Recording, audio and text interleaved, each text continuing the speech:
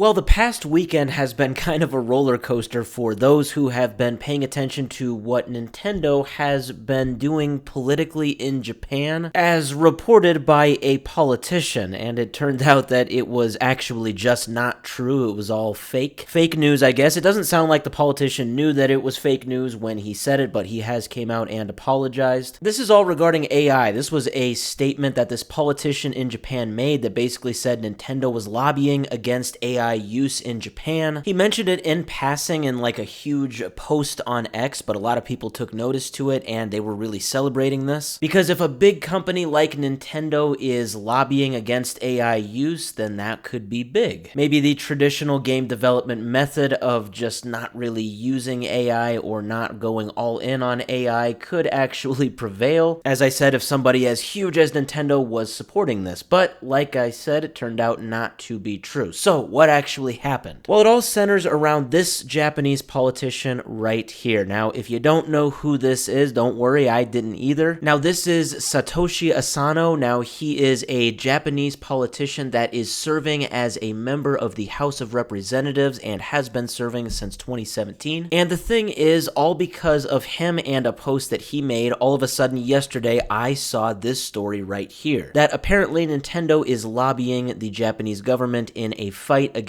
generative AI. So the article says, now we are hearing that Nintendo is lobbying Japanese government in the fight against generative AI. That news comes from Satoshi Asano, who serves on the House of Representatives with the Democratic Party for the People in Japan. Nintendo is only a small part of his lengthy media post, which was on Twitter, but Asano claims that the company, quote, avoids using generative AI to protect its IP and is also engaging in lobbying activities with the government. So the X post, I actually did look at it yesterday and it was pretty lengthy, but now it is deleted. But that Nintendo Everything article did have a transcript of it. So it is pretty lengthy. I've got it in two parts here. So this is the first part, and yeah, he's talking about protecting creators' rights against generative AI. And he's talking about how generative AI can be a sort of culprit in terms of copyright infringement. Then we got the second part of the post right here. Now I have highlighted the important part. As you can see, it's only just one sentence where he mentions Nintendo, but he says, and this has been translated, but he says Nintendo avoids using generative AI to protect its IP and is also engaging in lobbying activities with the government. So his claim was basically saying that not only is Nintendo against the use of generative AI when developing games, but that they're so against it that they are actually being involved in